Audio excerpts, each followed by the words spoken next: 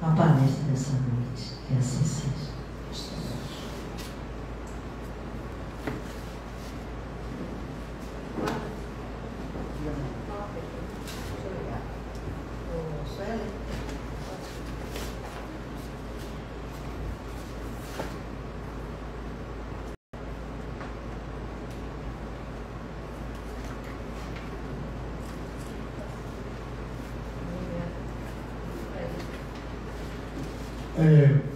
Boa noite, queridos e queridas. Sempre uma alegria voltar ao centro fraterno, né? Luz e Caridade.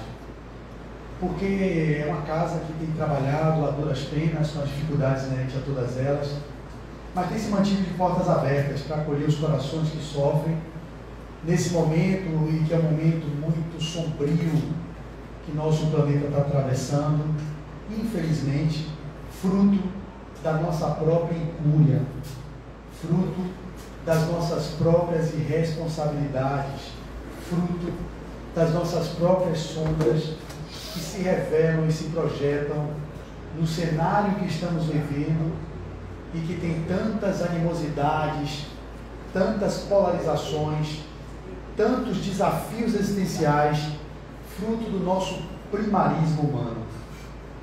Mas eu não estou aqui para trazer uma mensagem de pessimismo, pelo contrário, me move sempre o otimismo, a esperança e o entusiasmo pela vida.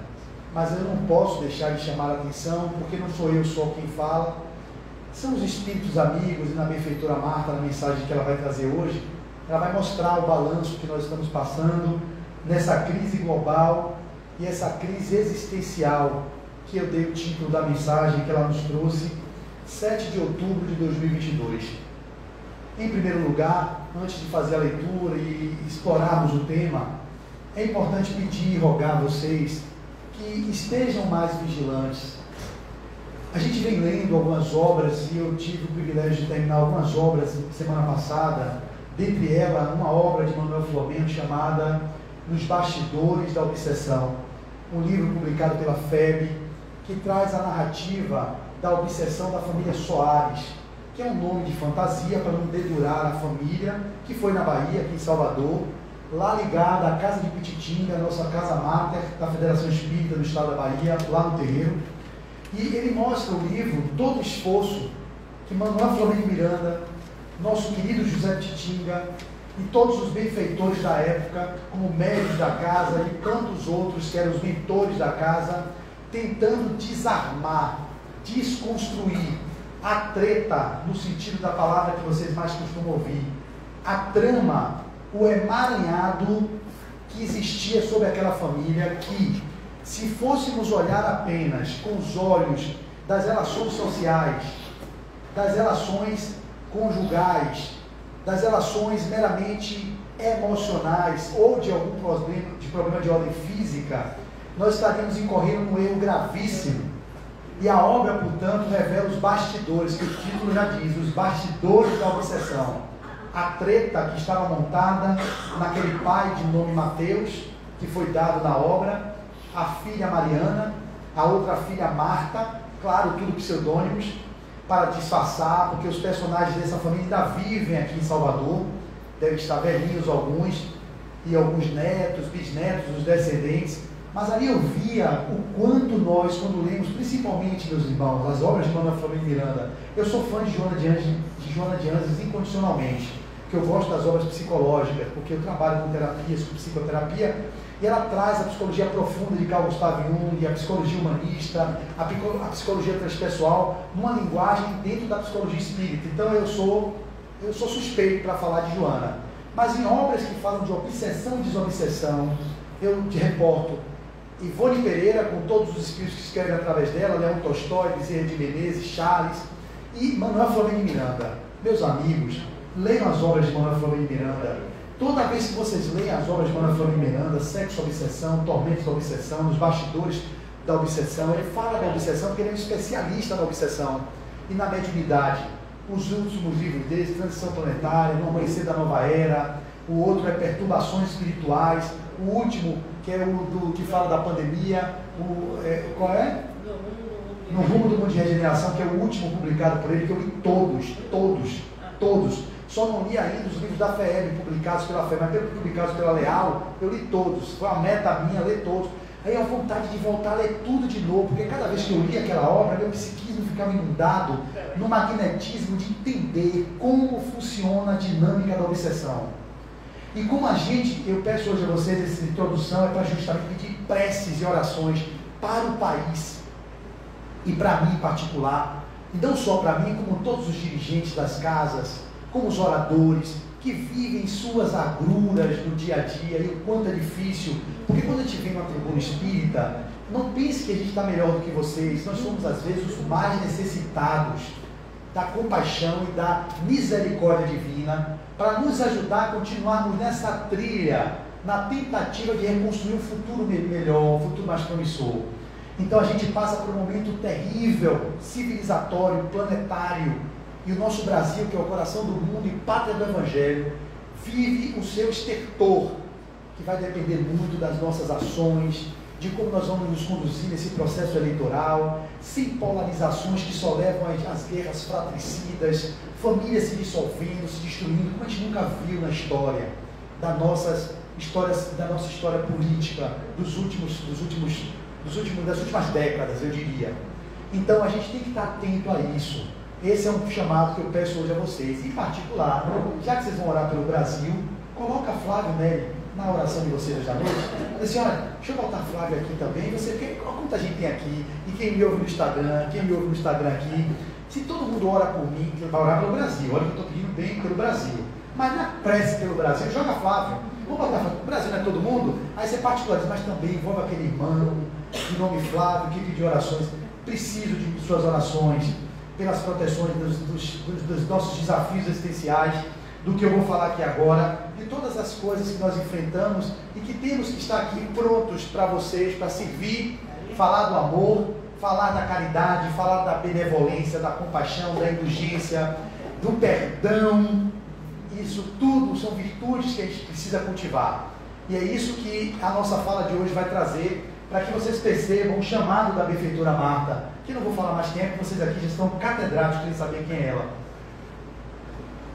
A mentora de Marcel, que inclusive hoje eu não gravei a mensagem, vou gravar quando eu sair daqui, ainda vou atender um paciente 9h30, 10h30 eu acabo, vou gravar ela 11 horas da noite, eu não queria isso, eu queria gravar de manhã, mas as circunstâncias não estão me permitindo. Eu gravei a do dia 12, ontem de madrugada, foi publicada hoje, e a de hoje, que foi Henrique de Luna, que escreveu, e Marta, dois espíritos. Henrique de Luna, eu repito, quando vocês virem no meu canal, que eu vou publicar, Flávio Neri de Azevedo, rede social, todas minhas, é o meu nome completo, Instagram, Facebook e YouTube. Henrique de Luna é um médico que aparece no capítulo quando André Luiz é recebido do além. Ele é a única citação que tem, salvo engano, na obra Nosso Lar, é essa. Ele é um médico que diz que André Luiz veio através do suicídio, quando na verdade ele morreu de doenças intestinais, sífilis e outras coisas, salvo engano, câncer. E o médico infelizmente, irmão, você vê pela via do suicídio. Ele suicida, eu era médico, eu cuidava da saúde humana, como é que eu vi pelo suicídio? Ele pelo abuso que você fez da alimentação desenfreada, pela bebida, pelas viciações morais, pelo uso do sexo de forma leviana. Então ele veio pelo suicídio indireto. Ele vai publicar hoje, vai escrever pela psicografia de Marcel, junto com a benfeitora Marta. Então Henrique de Luna, quando vocês virem hoje eu fazer a narrativa no meu canal, se vocês puderem ir lá, e se inscrevam, ative o sininho, eu sei que os mais idosos não sabem, vai no YouTube e bota Flávio Neri de Azevedo, vai aparecer o canal, aí tem assim embaixo, inscrever-se, se inscrevam, tem um sininho do lado, se ativa, e vocês passam a receber as mensagens da benfeitora de domingo a sexta-feira, vai anunciar lá para vocês. Então agora, dito isso tudo, porque eu requero isso, eu estou requerendo isso para mim, de fato, nesse momento que eu venho atravessando, como todo mundo, ela também está atravessando, ela também, ele também, todo mundo aqui atravessa, mas eu hoje peço por mim, por que não, né? A gente faz tantas vezes pelos outros, eu estou pedindo por mim, orem por mim, ok? Então, a mensagem vai dizer assim: os paradoxos parecem estar sempre à espreita, aguardando o momento oportuno de desmontar a aparente serenidade reinante. O que é que ela vai dizer aqui? Vivíamos numa aparente serenidade, eu vou desdobrar a mensagem, mas eu vou antecipar, e de repente nós somos tomados pela pandemia do coronavírus, quando em março de 2020 no Brasil, fevereiro, março, começa um movimento de mortes e mortes e mais mortes. Hoje chegamos à marca de 700 mil mortes. Mas imediatamente após essa aparente serenidade reinante, vem também um conflito bélico entre duas nações, a Rússia e a Ucrânia, que traz à tona o desespero de uma grande guerra mundial, da terceira grande guerra mundial, quando existe a possibilidade de uso de armas atômicas. E a gente olha para isso e diz assim, como assim? A civilização evolui para o século XXI, em pleno ano de 2022, e essa barbárie ainda se instala na Terra. Por quê? Por causa da nossa irresponsabilidade enquanto civilização, na vigilância que nós temos no cuidado com o clima, na vigilância que temos no cuidado com nossos pensamentos, na vigilância que temos com as guerras que travamos no nosso mundo interior, e que é meramente o que está acontecendo fora, é a repercussão do que a nossa alma está reverberando.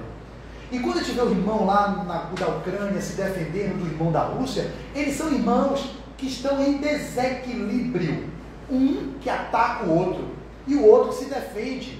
E as questões que estão por trás não nos interessam. O que interessa é que em pleno século XXI, a gente tem uma ameaça de uma grande guerra mundial, de uma terceira grande guerra mundial, por causa do orgulho, da prepotência, da arrogância, do egoísmo, da necessidade de invadir um outro país para se apropriar das riquezas, por aumentos territoriais de terras, para aumentar o seu domínio, o seu império.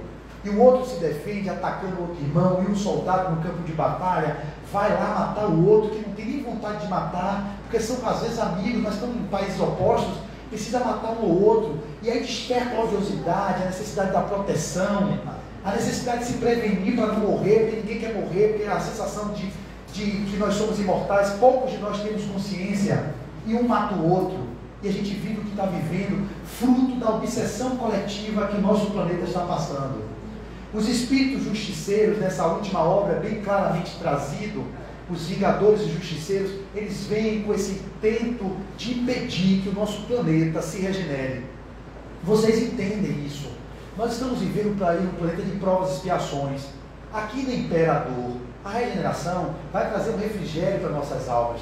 Não vai ter, não vai ser isento de dor, vai ter morte, vai ter assassinato, tudo. O mundo regenerado não é mundo ditoso, mundo celestial, não. É uma parte de refrigério para a humanidade, para atravessar para os mundos chamados felizes, que ainda tem dor. Mas nos mundos celestiais ditosos, onde Jesus veio, esse não tem mais dor, só é paz pura. Mas a regeneração, ela só se instala, meus irmãos, quando a gente instala a regeneração nos nossos corações. E a gente não está regenerando nossos corações. Quando eu falo a gente, eu me incluo. Eu venho refletindo sobre minhas ações. Óbvio que eu compreendo hoje que eu sou muito melhor do que ontem. Naquela canção, eu sou maior do que era antes, estou melhor do que era ontem. Eu sou filho do mistério e do silêncio. Somente o tempo vai me revelar quem sou. Então, hoje eu sou melhor do que era ontem. E amanhã eu vou ser melhor do que eu sou hoje. E só o tempo vai revelar quem eu sou. Porque eu sou o quê? Centelha divina. Eu sou fadado à bem-aventurança. Eu sou Cristo. Em mim há um Cristo. Ele não se revela porque eu me perco nas minhas paixões egóicas, no meu individualismo, no meu egoísmo, no meu movimento de orgulho e prepotência, nas minhas vaidades, que ofuscam a luz que eu sou e que você é. Em essência, nós somos luz, nós somos divindades, nas expressões até mesmo de um Vladimir Putin. Ele é divino, ele tem nele um Cristo nele, que está perdido, ensandecido, ou ensandecido, melhor dizendo, inundando um país como a Rússia de uma odiosidade que muitos que lá vivem não querem essa guerra, e são presos, são isso, são aquilo. Então a gente não pode permitir o nosso país caminhar para esse tipo de movimentação, independente da liderança que vocês defendam. Não importa, eu sei que tem no meio espírita pessoas que defendem um lado, outros defendem o outro, no evangélico a mesma coisa, nos católicos a mesma coisa, e isso é a divisão que a gente não deveria ter, como não deve ter na nossa casa espírita, chapas que disputam por diretoria, como a FEB, evita que isso aconteça, sempre há um consenso, onde não há o grupo A, a chapa 1 e a chapa 2, não, somos espíritas, Precisamos ter um movimento federativo coeso. Quem vai presidir dessa vez é ela, na próxima é ele. Diverge um pouco quem inclui ela na diretoria executiva ou diretoria financeira, ou seja, fazer uma coisa que seja coesa, porque somos irmãos. A gente não pode trazer para dentro do seu espírito o que ocorre lá fora. E lá fora é esse exemplo de divisão, de separação, de ele é preto, eu sou branco, ele é pobre, eu sou rico, ele é direita, eu sou esquerda. Oh meu Deus, quanta ignorância que permeia. Jesus nunca pregou divisão, Jesus nunca pregou discriminação, Jesus nunca pregou exclusão, Jesus nunca pregou dissensão, Jesus pregou amor. E o que a gente está vendo aí fora é o desamor. Isso que está aí não tem nada a ver com Jesus. E quem defende um lado ou outro, falando do Cristo, está equivocado. Não entendeu o Cristo. Porque o Cristo não fala sobre isso. A gente contamina os olhares da realidade com particularidades que são as nossas próprias mazelas, a nossa sombra, que está no nosso mundo oculto, aquilo não visto, e que a representação da persona, que seria o lado oposto da sombra, a persona é uma imagem que eu represento aqui, do expositor espírita, que sou resolvido, que tenho minha vida toda harmonizada, que minha profissão está de vento em popa, que meu casamento é mil maravilhas, que eu tenho tudo organizado. Não é verdade. Isso é a persona que a gente passa para poder se relacionar com o mundo. Mas no meu mundo íntimo, no meu mundo sombrio, existem virtudes. Muitas delas não são reveladas, está na sombra. Existe a capacidade de perdoar, existe a compaixão, o amor, a benevolência, mas existe também as animosidades, a violência, a maledicência, o desamor, a intolerância, a irritabilidade. Isso não é problema, porque nós somos humanos comuns e imperfeitos. E por sermos humanos comuns e imperfeitos, no caminho da perfeição, nós temos tudo isso integrado, ou melhor, temos isso em nós. Nós precisamos apenas integrar tudo isso. Não vai ninguém crescer isolando aquilo que é sombrio. Vai conseguir evoluir integrando a sua sombra, olhando para a sua mazela e dizendo assim, eu também tenho isso, mas eu também sou potência divina. O que é que eu estou escolhendo? Sintonizar com o sombrio, que leva para o menos, ou sintonizar com aquilo que é luminoso, que me leva para o mais? Nós estamos num momento civilizatório, enquanto coletividade civilizatória, sintonizando com o menos. Por quê? Estamos abrindo o campo psíquico para as invasões dos cobradores evolutivos. Eu falo porque eu acabei de ler, como eu disse, nos bastidores da obsessão, e a treta de Teóforos, um espírito que foi um mago que viveu na Inquisição e que, por ter sido queimado na fogueira, teve um ódio mortal do Cristo, por ter sido queimado por aqueles que professavam que o Cristo não aceitava médiuns, que eram as pitonisas, né, da Idade Média, e que eram os médios, como a Joana d'Arc e outros tantos, que eram queimados, que eram bruxos, e em nome de Jesus se queimava aquelas pessoas que falavam que eram médios de Deus, que traziam informações do divino. Ele toma um ódio mortal e cria um campo no mundo espiritual, um lugar em uma região, onde ele comanda um monte de incautos, um monte de responsáveis. Digamos eu, Flávio, sou Teóforos, poder da oratória, fui um mago lá na Idade Média, me queimaram, eu tomei raiva de Cristo. Não fale desse aqui, é assim que está na narrativa do livro. Não fale desse Cristo, esse Cristo não entra aqui. Ele amava Cristo, mas ele tomou ódio do Cristo porque foi queimado na fogueira em nome do Cristo.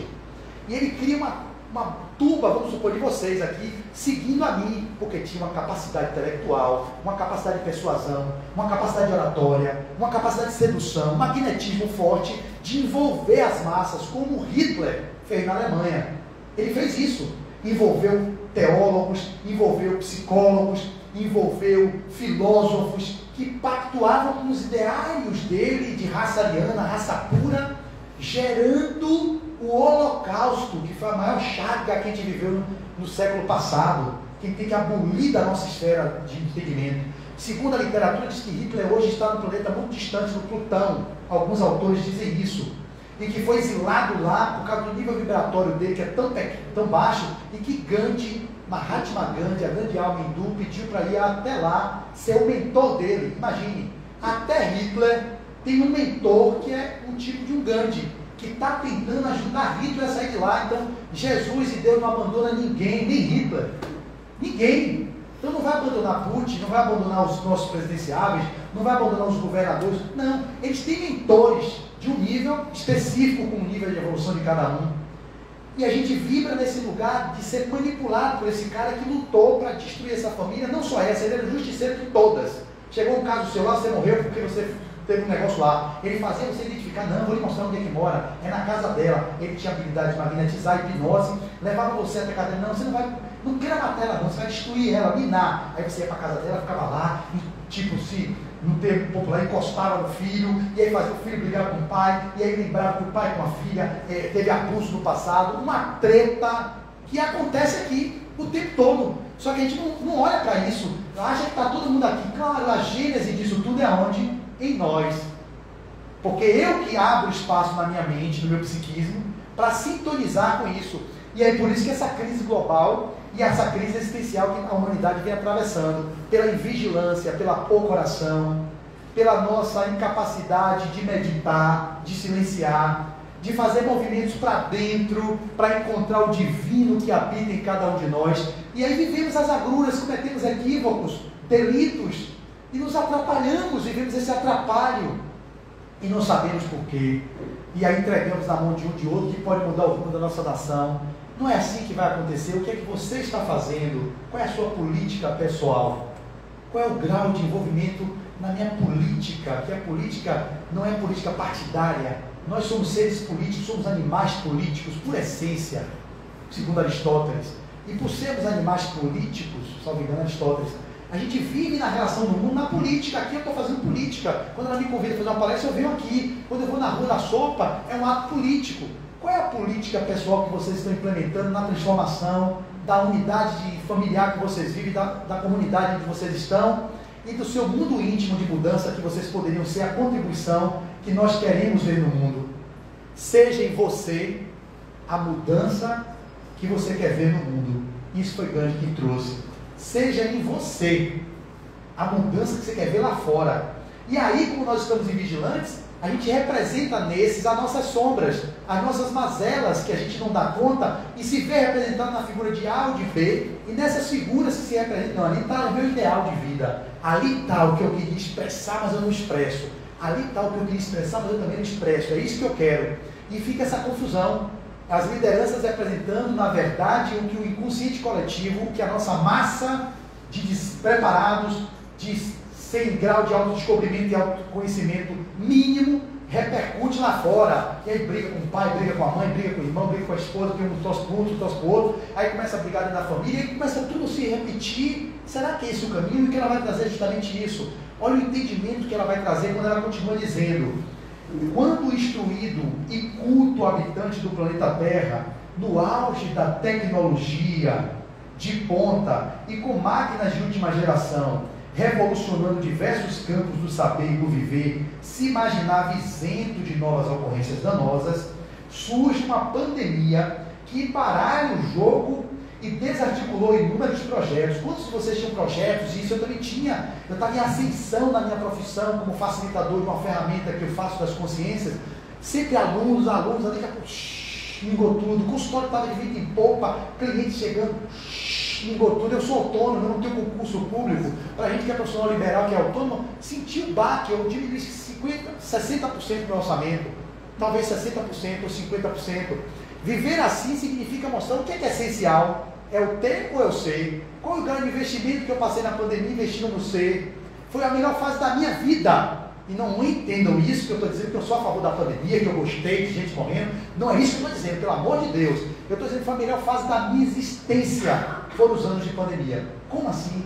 Foi a melhor fase da minha vida. Onde eu fiquei mais comigo mesmo, onde eu pude introspectar, onde eu meditava quase todas as manhãs cedinho, onde eu não tinha que pegar trânsito na BR para descer para Salvador, onde eu não tinha shopping center aberto para eu depositar as minhas paixões e as minhas loucuras e as minhas fissuras de compensação das dores e carências existenciais, que a gente tem os espaços de esvaziamento na Fonte Nova, no barzinho de sexta-feira, ir para o carnaval. Tudo isso são as formas de fugir do contato conosco mesmos. Então, como foi imposto coercitivamente, tem que ficar em casa, foi a melhor fase da minha existência. Aí você fala, como? Foi a fase que eu ganhei menos dinheiro, que eu me lembre, e foi a fase que eu fui mais pleno, mostrando que ter e não ter não traz felicidade. Felicidade é ser. E aí eu aproveitei o momento da pandemia e estou entrando numa nova fase de projeção, de evidência, de crescimento, de ascensão social, ascensão financeira novamente. E aí, como eu tenho vigilância, estou vendo que as sombras estão querendo me puxar. Ou seja, os cobradores evolutivos que veem que você está crescendo, e isso traz uma facilidade na vida, na relação com a esposa, mas a gente começa a perceber que é isso que vai sustentar a nossa paz. Não, aí vem a vigilância, calma, desacelere um pouco, não é por aí, porque é lá que a gente se perde, que a sociedade se perde, porque a gente vai buscando ter, e daqui a pouco se atrapalha todo. E cadê de novo meditação? Não medito mais não. Cadê as palestras que você fazia virtual? Não faço mais não, porque na época era virtual. Cadê o trabalho social? Não tem mais tempo, estou cheio de paciente. É mesmo? Cadê o seu tipo de estudo? Não estou dizendo que eu esteja fazendo isso não, viu? Eu estou anunciando o que é que normalmente a gente faz. Cadê a sua FL que seria segunda-feira de noite? Já vou mandando. Não, tem que botar paciente segunda de noite, terça de tarde. Tem que encher tudo, é dinheiro entrando. Essa é a forma que você é contaminado. E aí você se perde. Poxa, estava tão bem na pandemia, sentando e pleno. Agora eu volto, estou tendo ascensão novamente em tudo na minha vida, tudo. No intelecto, na vida financeira, na vida afetiva, em tudo eu estou crescendo. E por que está tendo alguma coisa? Está perdendo algum ponto. Aí vem a perda física, do cuidado com o corpo. O tempo de dedicação à meditação não está sendo igual. Está tendo alguma descompensação. Então precisa ter esse equilíbrio, o ajuste. Não precisa cortar nada lá e nem precisa ficar polarizado cá. É o caminho do meio, que é o que eu estou tentando trazer para vocês. Essa vigilância, ela tem que ser constante, senão a gente se perde. Se perde mesmo. E aí a gente não tiver nesse lugar de orando e vigiando, quando a gente se perceber, já foi. Você já está com um casamento destruído, você já está com a carreira por água abaixo, você já está com um infarto agudo do miocárdio, você está com uma úlcera de estômago, você está com câncer de mama. Ai, não, o que foi? Foi por que isso? Não, você fez na sua vida. Você começou a ganhar dinheiro, parou de nadar, parou de malhar, parou de jogar seu vôlei, parou de meditar, você não está indo mais para o centro, você não está indo mais para o trabalho voluntário, você abandonou aquilo que era a sua base. A base é isso, no meu ponto de vista, não é o trabalho. Trabalhar, o pai até hoje trabalha e eu também trabalho. Trabalho sempre aquele trabalho voluntário que não tem remuneração, então eu não sou contra o trabalho. Eu falo o trabalho dessa busca desenfreada de ter, de sobreviver, de correr atrás, vamos. É pobre e rico assim, viu gente? Não é só pobre não, é tanto pobre, classe média e rico. Porque a nossa sociedade é materialista. E aí ela vai avançar dizendo, logo em seguida, uma invasão localizada fragiliza o cenário das relações internacionais, fazendo envolver sobre todos o receio de uma terceira guerra mundial, confrontando as potências atômicas da atualidade. Eu já falei.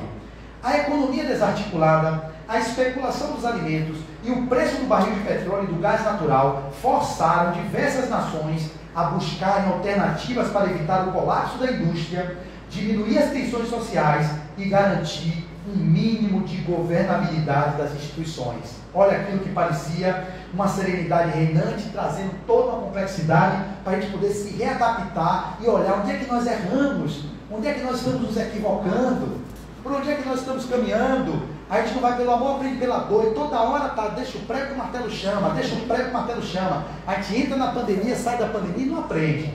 A gente vai para esse movimento de guerra que está aí para poder eclodir, todo mundo no pânico, no terror, com medo, sempre nesse lugar, né, que a psique fica da sobrevivência do corpo, e esquece do essencial, que é continuar pensando que vocês são espíritos imortais, vibrando para a harmonia do planeta e transformando a realidade à sua volta. E ela continua, em meio a esse caos, homens, mulheres e famílias diversas, todos iracemas, todos atingidos de maneiras diferentes. Cada qual reagiu a seu modo, mas inegável reconhecer que a sociedade de agora não é mais aquela da pré-pandemia. Não é mais. Quantas aquisições, quantos crescimentos, quantos avanços tecnológicos, quanto tempo recorde de produção de vacina, quantas mudanças ocorreram, e é assim que acontece com as guerras. A gente tem um salto quântico. As guerras estão lá no livro dos Espíritos porque elas ainda existem, pela nossa própria animalidade, pela necessidade que a gente ainda tem do espírito beligerante que vocês são e que eu sou. A guerra lá fora não é nada mais do que a guerra que você trava aí dentro, que você trava em você, que você está travando aí, que você está travando. Por isso que tem guerra lá fora. Quando as nossas guerras e as pacificações forem estabelecidas na alma, nós certamente não teremos tantas guerras acontecendo no mundo lá fora. A guerra fora é a guerra que está em cada um de vocês aí, ó, cada um vivendo. Então ela continua dizendo, ainda vigora uma incerteza no ar, O medo do amanhã, se não espelhado nas faces, se oculta na intimidade da maioria. É o medo. Todo mundo aqui tem medo. E o medo é uma emoção normal. Se você não tiver medo, você não vive. Ele é uma emoção que é de preservação. A alegria é de extroversão. A tristeza é de introversão. A raiva é de limite, de destruição. Todas essas emoções são necessárias e todas elas nós temos. Mas o medo em excesso leva a esse quadro que estamos vivendo. O medo de perder as posses materiais, o medo da violência urbana. Todos esses medos repercutem na nossa condição de seres que não nos acreditamos sermos imortais. Nós achamos que somos seres que vivemos apenas a matéria. Por mais que a gente discurse sobre isso. A gente tem que ter o medo de atravessar a rua, senão você vai ser atropelado. Esse medo é normal. Mas o medo que leva a essas loucuras, esse atrapalho que a nossa sociedade está vivendo, é esse medo egóico de manutenção da vida a qualquer custo no corpo físico. Então o medo do amanhã, se não espelhado nas faces, se oculta na intimidade da maioria. Busca-se acelerar a retomada dos grandes projetos globais. A arte, que lindo, se mobiliza na costura dos grandes espetáculos. Jovens voltam a sonhar em torno de seus ideais. Conferências de âmbito regional e internacional são propostas para se analisar o novo molde social instalado, ainda vivendo o rescaldo da enfermidade cruel, com outras sinalizando no horizonte. A pandemia está se esvaindo, mas já está aparecendo aí a varíola do macaco, que não é mais dito esse nome para não jogar essa energia nos ignorantes que quer matar o macaco. É tanta ignorância que a gente vive, meu Deus. Aí mata os macacos, febre amarela, vou matar os macacos. Transmissor, tem toda uma lógica por trás. Ele tirou o nome do macaco. A gente é muito primitivo. E quando eu falo a gente, eu também me incluo nisso. A gente é tão atrasado. Por isso que não é de assustar nada do que nós estamos vendo aí fora. É muito atraso civilizatório. Em pleno século XXI. A gente é muito atrasadinho. Aí vem aí as meningites, aí vem as outras doenças chegando, porque as doenças são sinalizadores que nós estamos no caminho errado. Ou seja, estamos nos perdendo de nós mesmos. Então vem doença para chamar para o eixo, vem pandemia para chamar para o eixo, vem uma guerra para mexer com os brios, mostrando o atraso que nós nos encontramos e o risco da vida, que é por um triz de um maluco desse, faz uma besteira, aperta um botão lá, e aí joga uma bomba nuclear na Ucrânia, aí Europa, Inglaterra, todo mundo ali, Polônia, não quer receber os gases tóxicos, joga uma bomba lá para tentar, aí começa, aí cadê? Fala no Brasil, não, jogar também, que tem uma base aqui, eu jogo no Brasil, aí a gente vai embora, enquanto humanidade encarnada, mas a vida nunca vai acabar, e aí que tá, nunca vai acabar, a gente vai ser espírito, todo mundo desencarnou, beleza, e repita de novo, o planeta Terra não tem condições, destruiu tudo, a Amazônia foi embora, acabou todo o deserto, não tem mais como a água, contaminou tudo, reencarna outro planeta, também no nível que a gente possa viver, que é a incompatibilidade com os espíritos e o grau de evolução que nós estivermos. Então é óbvio que a morte não é o fim, não vai acabar, a vida não acaba nunca, mas é óbvio que um planeta tão lindo como a Terra, se a gente puder preservar por bilhões de anos, que ele vai viver muitos bilhões de anos, com a humanidade presente, é muito melhor, no meu ponto de vista. Só que a gente vive numa tão cegueira de olhar para dentro, tão pequena, que a gente não consegue perceber para onde a gente está caminhando. E eu falo sempre de mim também. A diferença que eu posso ter de algum de vocês, sabe o que é? Que eu tenho um pouco mais de consciência. Mas continuo lutando com as minhas inclinações, as minhas más inclinações, com as minhas tendências, com as minhas predisposições, com as minhas inabilidades, com as minhas fragilidades, com as minhas fraquezas, que são muitas. Mas eu tenho tentado olhar para elas e corrigir algumas, botar um roteiro diferente. Não repete o padrão do homem velho. Você já sofreu tanto em outras vidas por fazer escolhas que não lhe levavam para o mais. Renuncia. É o que a gente precisa viver, a renúncia da discussão infrutífera, a renúncia da maledicência, a renúncia da concupiscência, a renúncia de uma fala que vai ser tóxica, renunciar o ódio, renunciar a resposta que fere. O silêncio é melhor, o silêncio que faz se transformar internamente aquela odiosidade em uma flor que pode surgir no seu coração, diluindo. Eu tive tanto ódio dele, mas eu não vou expressar isso, eu não vou gerar mais ódio no mundo. Deixa eu cultivar o amor. Se eu não consigo falar com ele, eu me distancio dele. Tem estratégias que a gente pode utilizar sem usar máscaras de que somos perfeitos ou de que somos bonzinhos. E ela continua. Conferências de âmbito regional e internacional são propostas para se analisar o novo molde social instalado, ainda vivendo o rescaldo da enfermidade cruel, com outras sinalizando no horizonte. Certamente que esse conjunto de peças em conflitos pode permitir a muitos indivíduos uma análise pessimista da vida, abrindo espaços mentais e morais para as tragédias do cotidiano. Não é isso, eu estou fazendo aqui um pessimismo, eu estou trazendo uma reflexão mais profunda, para que vocês olhem para dentro e vejam o que é que nós estamos fazendo nas nossas vidas. Ela continua, Marta, em alguns, a lassidão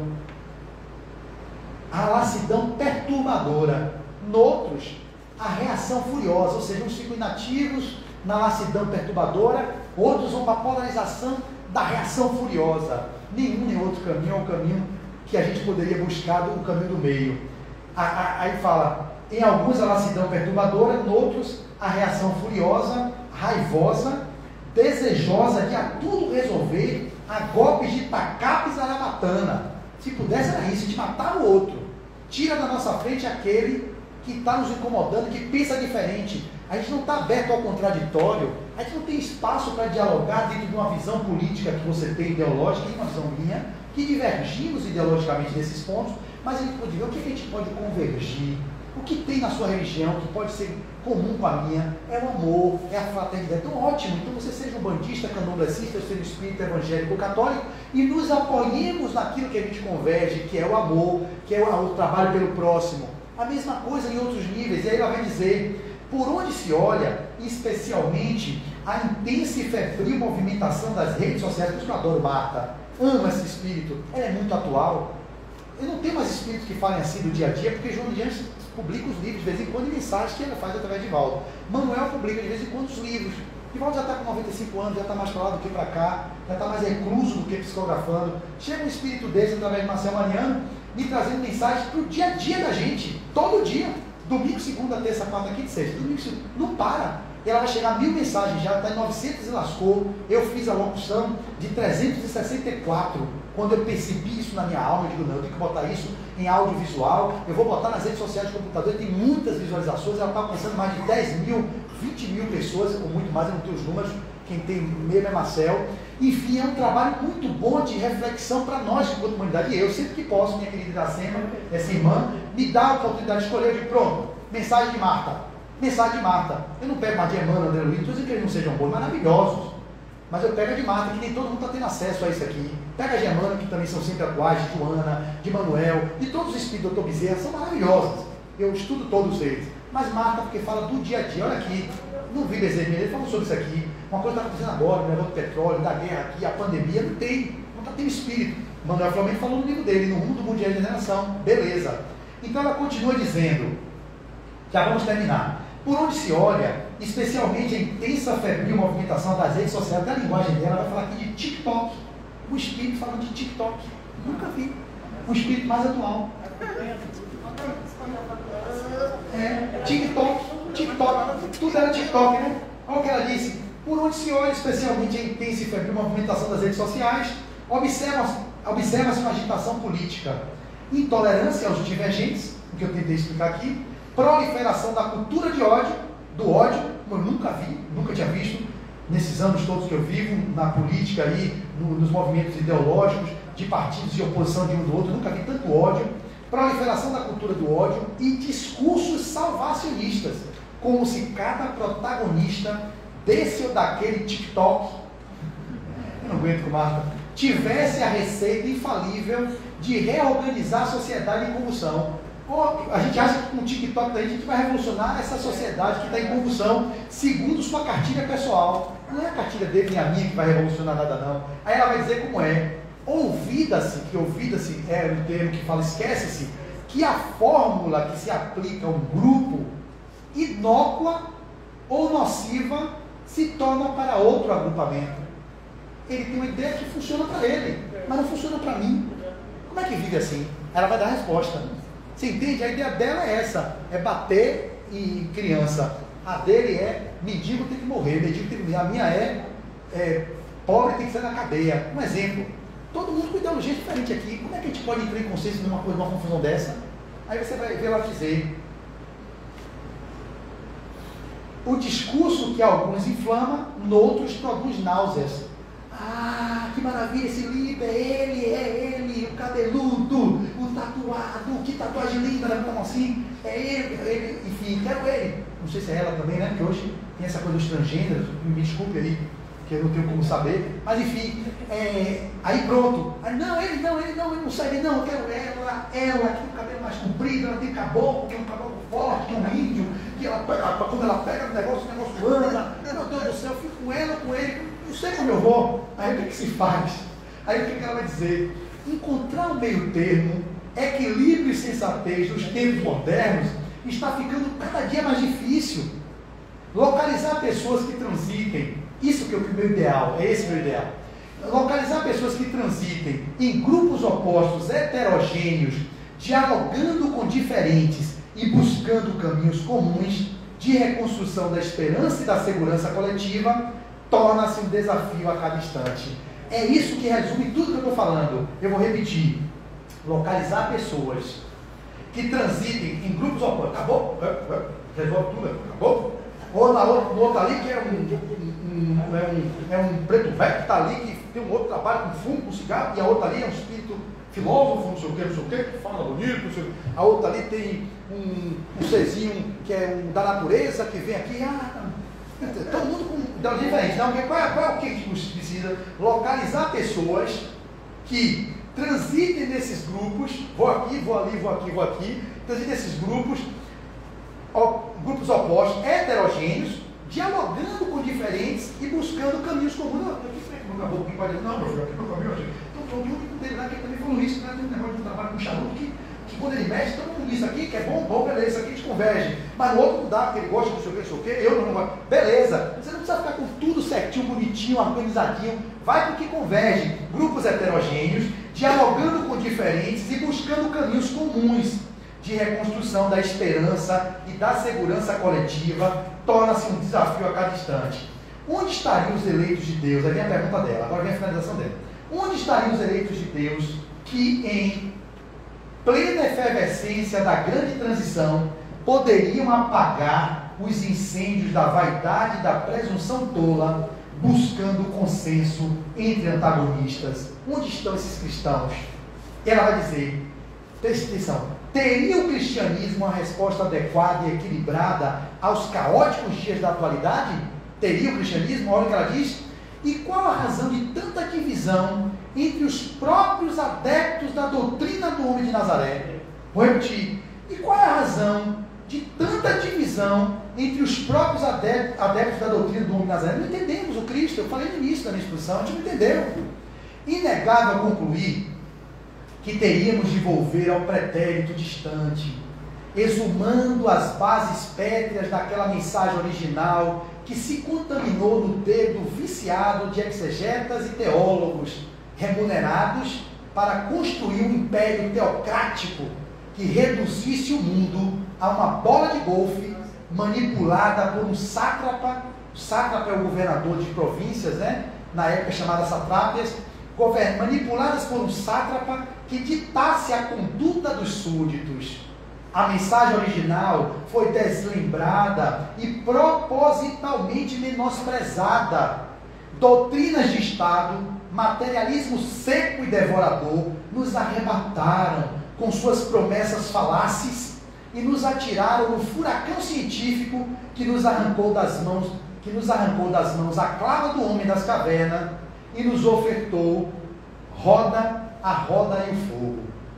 Descemos aos abismos oceânicos, investigamos os vulcões e no ápice da ciência dos últimos 200 anos, subimos às estrelas, buscando devassar o universo. Aqui no solo do planeta, os contrastes foram calados à baioneta, adversários guilhotinados, a liberdade suprimida e a tirania instituída. Foi isso que ao longo da história se mostrou. Enquanto o cérebro Iracema cantava e ainda canta seu show solo, enquanto o cérebro cantava e ainda canta seu show solo, o coração mendiga nas ruas um instante de atenção.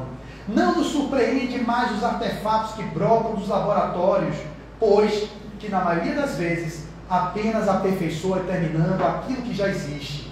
Mas a atitude gentil a honestidade do cidadão modesto e o interesse por causas perdidas parece estar fazendo a diferença nesses tempos de ansiedade e depressão.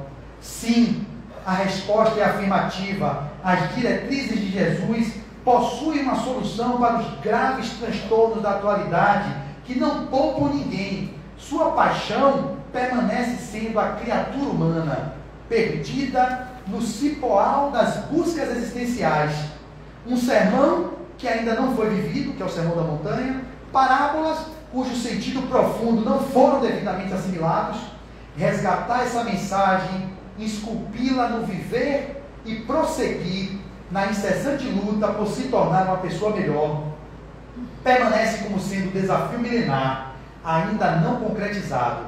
E aí, meus irmãos, estar no mundo sem ser do mundo, reter coisas e não ser prisioneiro de coisas, ver a infinita beleza numa flor esquecida e encontrar Deus num poente de fogo, ter cada manhã como retomada das atividades interrompidas ontem, prosseguindo e investindo nelas para fazer uma sociedade melhor a cada dia, corrigir em si mesmo as imperfeições que constata nos outros, não ficar apontando os erros nos outros, corrigem vocês as imperfeições que você quer que o outro mude, que nada mais é que a projeção da sua sombra no outro, daquilo que você não consegue mudar, você quer que o outro mude. Então, corrige em si mesmo as imperfeições que constata nos outros, para os demais, gentileza, para si, austeridade e severidade. Não se admitir um grão de lixo ou uma estrela de primeira grandeza. Ou seja, ninguém aqui se admita como um lixo, um grão de lixo ou como uma estrela de primeira grandeza. E ela termina: se saber simplesmente espírito imortal, em matrícula na conturbada escola terrestre, rumando para a universidade da vida. Se réstias dessas verdades simples conseguem penetrar a couraça do ego, já teremos dado significativos passos na direção da vida feliz. O resto virá por acréscimo da misericórdia de Deus. Que Jesus nos proteja, nos abençoe. Marta Juazeiro, 7 de outubro de 2022. Unamos-nos no amor, naquilo que nós convergimos, e tem muitos pontos de convergências nas ideologias, nos processos religiosos, e assim a gente pode trazer um país, um planeta mais regenerado, quando a gente conseguir regenerar os nossos corações. Muito obrigado pela escuta de vocês e muita paz. Até a próxima.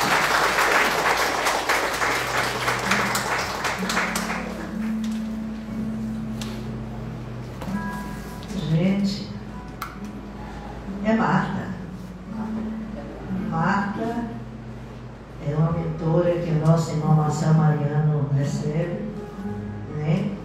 E essa pessoa aqui, quando ele falou que ele faz isso aí, ele permeia por vários lugares, levando essa mensagem. O nome dele é o Mensageiro, Senhor. É o Mensageiro Divino. É isso que Deus quer da gente.